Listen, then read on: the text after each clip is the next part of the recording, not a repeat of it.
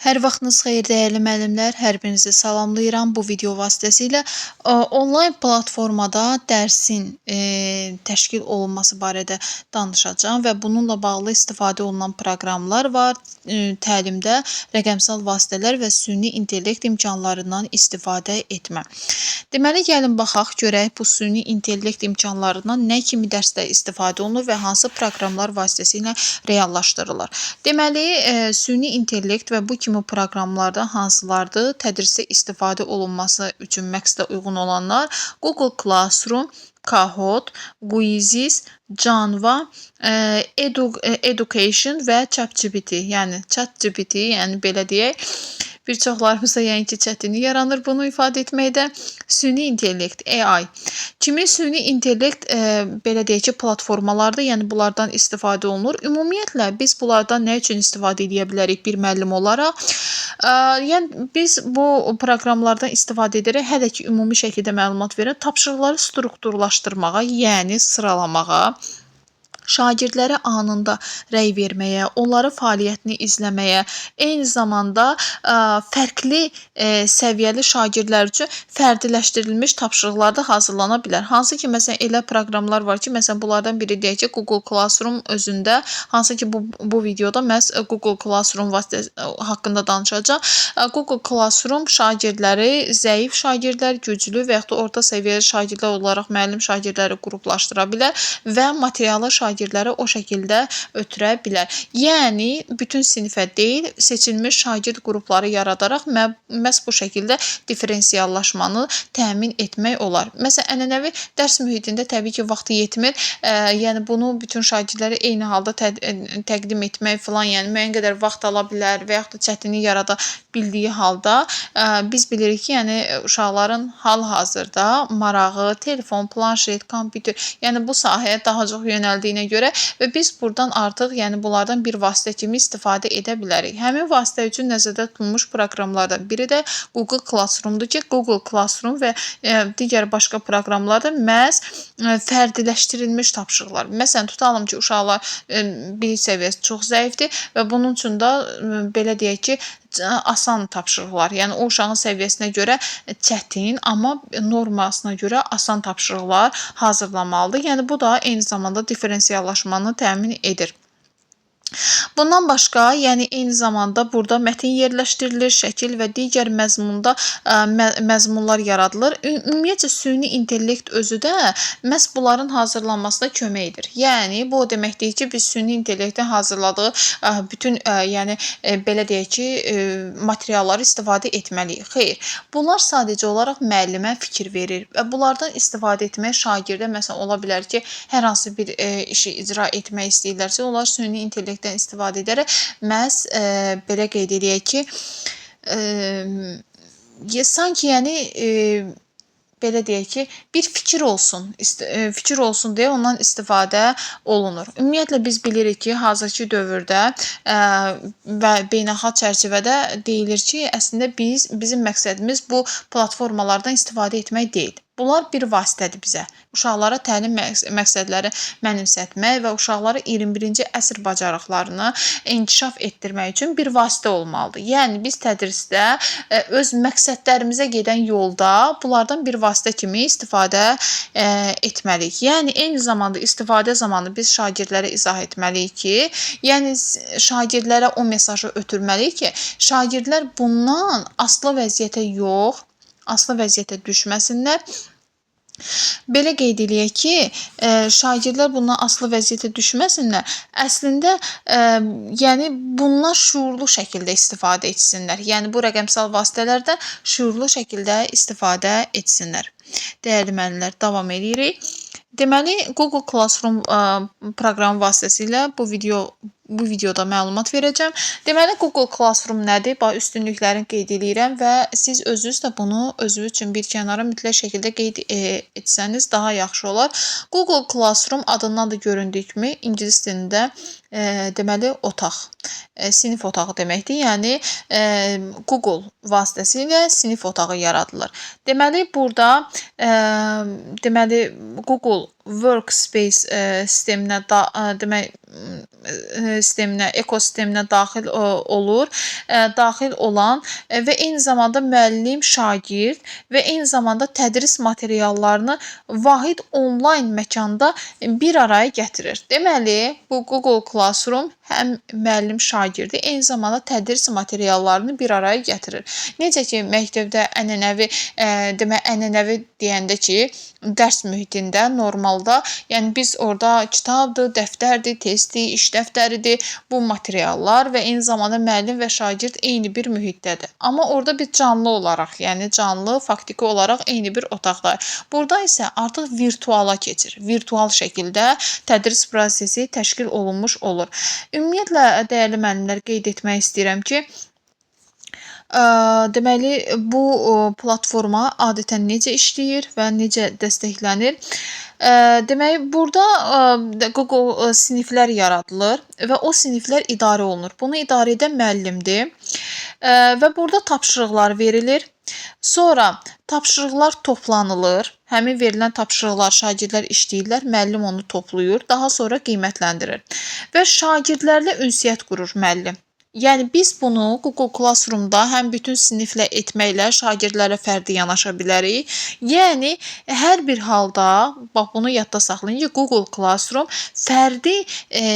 şagirdə fərdi yanaşmanı dəstəkləyir.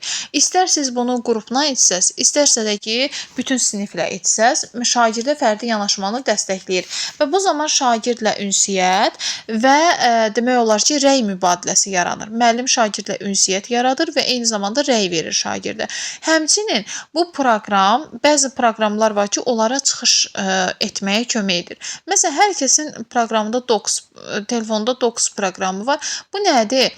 Bu PDF açma proqramıdır. Deməli, müəllim Google Classroom deməli platformasına həm də material yerləşdirə bilər. Həmin materialı deməli Docs proqramı ilə açıb şagirdlər oxuya bilərlər.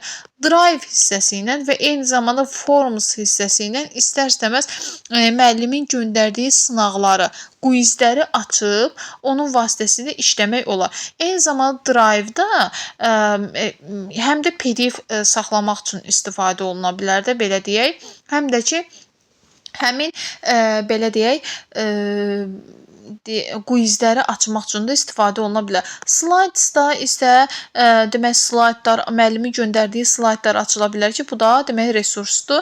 Meet proqramı vasitəsilə də müəllim və şagirdlər virtual ünsiyyətə girə bilər. Təyin olunmuş dərs saatında dərsə qoşula bilərlər və eyni zamanda müəllim dərs barəsində izahlar edə bilər, sual-cavab edə bilər və s. İndi müəllimin məqsədində nələr varsa, onları icra edə bilər. Və eyni zamanda qeyd eləyək ki, burada yəni Google Classroom adətən belədir ki, yəni əsas məqsədi, yəni burada nədir? Tapşırıq axınını demək asanlaşdırır. Burada əməkdaşlığı yüksəldir. Ünsiyyəti də genişləndirir. Yəni müəllim tapşırığı sadələşdirə bilər. Tapşırıq və rəy prosesini bir yerdə toplayır. Bir yerdə, belə deyək də, tapşırıqları sadələşdirir. Belə deyək ki, dərs prosesinin təşkilini sadələşdirir. Yəni şagirdlərə uyğun şəkildə qurur. Şagirdlərə tapşırıq verir. Eyni zamanda həmin anda görür ki, hansı uşağın çətinliyi varsa, eyni anda şagirdlərə rəy verə bilir. Sonra tapşırıqları toplaya bilir. Şagirdlər istənilən vaxt və məkanda materiallara çıxış edə bilirlər. Məsələn, tutalım ki, məktəbə gedən uşaq ancaq sinif otağında mütləq şəkildə gəlməlidirlər. Müəllim hardadırsa, onlar da orada olmalıdırlar və nə etməlidirlər? Tapşırığı icra etməlidir. Eyni sinif otağında. Məsələn, 5-ci otaqda Azərbaycan dili dərs keçir, hamısı məcburdur ki, o otağa getsinlər. Amma proqram vasitəsilə daxil olduqda isə uşaqlar istədikləri otaqda, məsələn, yataq otağında, qonaq otağında özlərinə rahat olan bir yerdə tapşırıqlara daxil ola bilərlər. Google Classroom-un akademik nailiyyəti əslində akademik nailiyyətlərinə müsbət təsir göstərə bilər, uşaqlarda motivasiya yarada bilər, əməkdaşlığa müsbət təsir edə bildiyi kimi, lakin onun gətirdiyi bir sıra çətinliklər var. Çətinliklər əslində Google Classroom-la bağlı deyil, əslində mühitlə bağlıdır, məktəbin infrastrukturu ilə bağlıdır. Əgər məktəbdə infrastruktur yoxdursa və istifadə rahatlığı yoxdursa, deyək ki, internet internet təminatı yoxdursa, təbii ki də müəllimin artıq bu kimi belə deyək ki, dərs mühitini təşkil etməsi çətinliyə səbəb ola bilər. Şagird həm bunu evdə edə bilər, həm də sinif mühitində də edə bilər. Məsələn, tutalım şagirdlər əyləşiblər kompüter arxasında, müəllimi də özünə öz kompüteri var və onların fəaliyyətini kənardan kompüter vasitəsilə izləyir. Eyni zamanda müəllimlər, biz dedik ki, həm demək Google Classroom bütün siniflə iş formasını dəstəklədiyi kimi, eyni zamanda deməli qrupla işi də dəstəkləyir. Deməli, proqramın tətbiqində, platformanın tətbiqində Students Groups adlı, yəni hissə var ki, bu hissə ilə siz qrup yarada bilərsiniz. Qrup yaradaraq şagirdləri qruplaşdıra bilərsiniz və bu zaman şagirdlər arasında əməkdaşlıq yaranacaq. Yəni belə nəticəyə gələ bilərik ki, Google Classroom eyni zamanda əməkdaşlığı, şagirdlərin əməkdaşlığı, şagirdlər arasındakı ünsiyyəti, virtual ünsiyyəti, onları qruplaşdırmağı dəstəkləyən bir platformadır. Yəni hər tərəfli platforma deyək. Yəni bu da deyək ki, bu məsələn xüsusiyyət məhz Google Classroom-un əhatə dairəsini genişləndirməyə başlayır. Genişləndirməyə başlayır. Eyni zamanda dedik ki, bunlar yəni hansı ki Google Classroom şagirdlərin akademik nailiyyətlərini, motivasiyasını, əməkdaşlığını, qarşılıqlı əlaqəsini, eyni zamanda şagirdlərə rəy verməni də dəstəkləyir. Bundan əlavə Google Classroom müəllim tapşırığı verdi, kənarda dayanmır. Və yaxud da şagirdlərin bir-birinə hamısına yaxınlaşmır. Müəllim özü də kompüter vasitəsilə onları izləyir. Və bu zaman müəllim şagirdlərin aktivliyini izləyir. Çünki müəyyən normalar qoyub, müəyyən qiymətləndirmə meyarları qoyur. Tapşırıqlar üzərində müəllim anidən uşaqlara rəy verə bilər. Formativ qiymətləndirmə də apara bilər. İndi yadda saxlayın, Google Classroom-dan formativ qiymətləndirmə vasitəsi kimi də istifadə etmək olar. Yəni, formativ qiymətləndirmədə Google Classroom-dan istifadə etmək olar. Yəni bu baxımdan, yəni bu o deməkdir ki, müəllimlər əgər bunu tədrisə gətirirsə, müəllim təlim nəticəsi çıxaran zaman, qiymətləndirmə meyarı çıxaran zaman bütün bunları nəzərə almalıdır. Əgər müəllimin məsələn məqsədi şagirdlərin virtual ünsiyyət zamanı, məsələn deyək ki, verilən tapşırıqları icra etməsidirsə, təlim nəticəsi və qiymətləndirmə meyarı çıxaran zaman bunun diqqətə çatdırmalıdır. Əvvəllər məsələn şagirdlər canlı şəkildə ənənəvi dərs mühitindədirsə, artıq yəni şagirdlərin burada eyni zamanda rəqəmsal bacarıqlar da ortaya çıxmış olur və müəllim bunun vasitəsilə şagirdlərin virtual ünsiyyət zamanı etdikləri hər hansı bir fəaliyyətləri də qiymətləndirə bilər. Deməli, dedik ki, formativ qiymətləndirmə zamanı istifadə edilə bilər. Müəllimin şagirdə anında rəy verməsini dəstəkləyir. Bundan əlavə Google Classroom şagirdlərə demək, rəqəmsal mühitdə resurslara çıxış. Yəni bu nə deməkdir? Şagirdlərə rəqəmsal mühitdə resurslara çıxışı öyrədir. Resurslara çıxışın. Yəni, şagirdlər PDF-lərə daxil ola bilirlər, slayda daxil ola bilirlər. Rəqəmsal mühitdə onlar, məsələn, tutalım ki, YouTube-da hər hansı bir dərs videosunu izləyə bilərlər və yaxud da rəqəmsal mühitdə onlar fayllarla işləyirlər. Məsələn, fayllar üzərində müəyyən iş apara bilərlər. Məsələn, müəllim tapşırıq verir, tapşırığın üzərində müəyyən tamamlama ola bilər. Tapşırıq üzərində işləmək üçün şagirdlərə hər hansı bir istiqamət verə bilərlər. Ondan başqa onlayn, yəni şagirdlərin onlayn vərdişini, yəni belə deyək ki, Google Classroom-da onlar PDF proqramlarını istifadə edə bilərlər, fayllar üzərində tapşırıq icra edə bilərlər və s.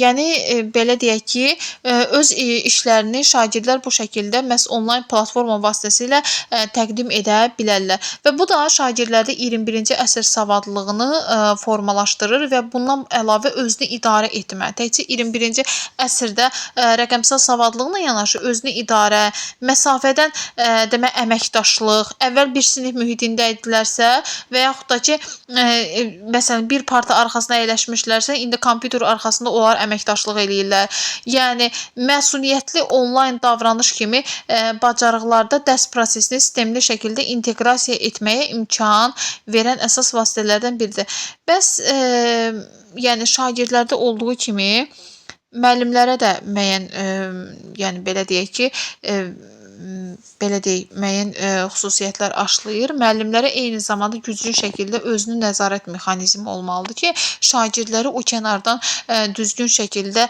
izləyə bilməlidir. Müəllimlərdə də rəqəmsal yəni bacarıq olmalıdır ki, bunu eyni zamanda tədris mühitində tətbiq eləsin və s. kimi xüsusiyyətlərə malik olmalıdır. Daha sonra müəllimlər, indi gəlin görək bu proqramın işləmə mexanizminə daha dərindən nəzər salaq. İndi dedik ki, Google Classroom-a daxil olduq. Alətlərdən, müəyyən müvafiq alətlərdən istifadə edərək biz siniflər yaradırıq.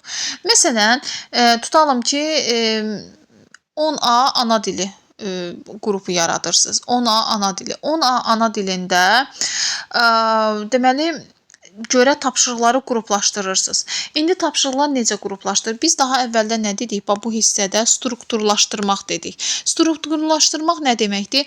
Məsələn, bölmə tutalım. Bax, buradan bir dənə bölmə seçək. İstiqlal mübarizəsidir.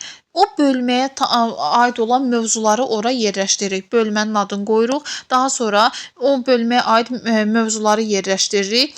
Mövzuları ora açıq şəkildə, məsələn 10A-da məsələn əvvəldən axıra qədər ədəbiyyat və yaxud da Azərbaycan dilindən deyək ki, sinif yaradırsınızsa, bölmələr, mövzuların adını orada yerləşdirirsiniz. Necə kitabda, yəni sizin illik planınızda orada da elə. Sonra müəllimlər, bu əslində 3 hissədən ibarətdir. Birinci material hissəsi, ikinci tapşırıqlar hissəsi, üçüncü isə quiz tipli tapşırıqlar hissəsidir. İndi gəlin bunlara nəzər salaq. Materialda nə ola bilər? Slayd yerləşdirə bilərsiniz. Uşaqlar girib slaydda mövzularla tanış ola bilərlər. Mətin yerləşdirə bilərsiniz. Video yerləşdirə bilərsiniz. Hər hansı bir link yerləşdirə bilərsiniz ki, bu linkdə müəyyən izahlar ola bilər, nümunələr ola bilər ki, şagirdlər klikləyib və ora keçid edib baxa bilsinlər. Tapşırıqlarda isə siz uşaqlara, məsələn, məktəbdə, kitabda necə tapşırıqlar olur? Ya yazılı olur, tapşırıqlar uşaqlar yazılı şəkildə tamamlayırlar və yaxud da praktik şəkildə qaydaları tətbiq edərək misal həll eləyirlər və yaxud da Azərbaycan dili hər hansı bir təhlillər aparırlar və s. Yəni praktik tapşırıqlar da ola bilər ki, qayda üzərində işləyirlər və yaxud da ki, quiz tapşırıqlar, uşaqlar burada test tapşırıqları üzərində, variantlı testlər üzərində və yaxud da qısa yoxlama sualları üzərində çalışa bilərlər. Deməli dedik ki, müəllimin bura yerləşdirdiyi deyək ki, yaratdığı sinifdə, yəni materiallar, yəni öyrətdiyi vasitələr 3 kateqoriyada birləşir. Material, tapşırıq və quiz tipli tapşırıqlar ki, bunların da mahiyyətini qeyd etdik. Daha sonra müəllimlər, bəs tədris ili bitdikdən sonra necə olacaq? Tədris ili bitdikdən sonra isə müəllim həmin sinifi arxivləşdirir. Arxivləşdirəndən sonra artıq şagirdlər həmin belə deyək ki, sinifə daxil olub tapşırıqları işləyə bilmirlər. Və növbəti il müəllim aktivləşdirsə həmin sinifi, artıq məsələn 10-cu sinifdə olan uşaqlar 11-ə keçiblər. 11-ci sinif 10-cu sinifə daxil ola bilmir. Və növbəti ildə müəllim etalon kimi onlardan istifadə edə bilər. Və dedik ki, yəni bəs bu Google Classroom-un deyir effekti o zaman olur ki, fayl paylaşma yeri kimi deyil. İnteraktiv öyrənmə mühiti kimi istifadə olunur. Yəni normal bir sinifdə biz hansı fəaliyyəti icra edirik? Burada da həmin fəaliyyəti icra etməliyik. Sadəcə uşağa PDF göndərmək üçün, material göndərmək üçün deyil. Şagirdlərin burada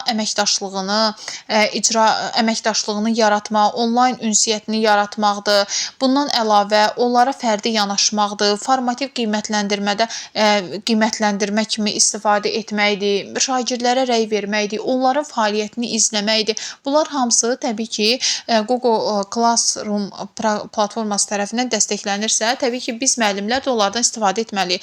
Eyni zamanda burada qeyd olunduğu kimi Students Group vasitəsilə də biz qruplar yaradaraq şagirdləri qruplara toplayıb onlara diferensial bərabər imkanlar yarada bilərik. Məsələn, tutalım deyək ki, qrupda səviyyəsinə görə çox zəif şagird var, orta səviyyəli və yaxud da güclü uşaqlar var və biz bunu qrupları yaratmaqla zəif şagirdləri bir məsələn deyək ki, qrupda toplamaqla onların səviyyəsinə uyğun olaraq fayllar, PDF-lər və yaxud da materiallar göndərə, tapşırıqlar göndərə, testlər göndərə bilərik. Orta səviyyəli olan uşaqlara onların səviyyəsinə uyğun, güclü uşaqlar üçün daha çox açıq tipli suallar, çünki bilirik ki, onlar onu cavablandıracaqlar və onların səviyyəsinə uyğun material göndərə bilərik. Və bu da onu göstərir ki, müəllimlər qeyd edin ki, Google Classroom demək şagirdlərə fərdi yanaşmanı və onlara bərabər imkanlar yaratmağa dəstəkləyir. Yəni differensiallaşmanı dəstəkləmiş olur. Belə qeyd eləyək ki, bəs müəllim nə edir? Bu zaman tapşırıqları verir. Bir qiymətləndirmə zamanı biz necə ki, deməli meyarlarla şagirdləri qiymətləndiririksə, burada da həmin meyarlarla şagirdləri qiymətləndiririk. Və bu zaman biz şagirdlərin nailiyyətlərini də izləyə bilirik. Bunu da qeyd edeyim ki, Forms və Quiz tapşırıqları vasitəsilə şagirdlərə mütəmadi olaraq testlərin nəticələrini görə bilirik və bu test nəticələrini şagirdlərin özləri ilə də paylaşa bilərik ki, şagirdlər özləri də görsünlər ki, nəticələri necədir və eyni zamanda biz onlara deməli rəy də verə bilərik. Həm proses anında verilən rəyi dəstəkləyir, həm də məsələn test işlədi bitdi. Məsələn testin cavabları sonradan çıxır axı və sonradan şagirdin nəticəsinə görə müəllim uşağa rəy verə bilər. Rəyi həm proses zamanı verə bilər, həm də ki, prosesin sonunda da müəllim şagirdə rəy verə bilər. Gördüyümüz kimi Google Classroom, yəni belə qeyd edək ki, universal platformalardan biridir. Dəyərli müəllimlər, bu proqram, bu video barədə izahım bu qədər. Diqqətinizə görə təşəkkür edirəm.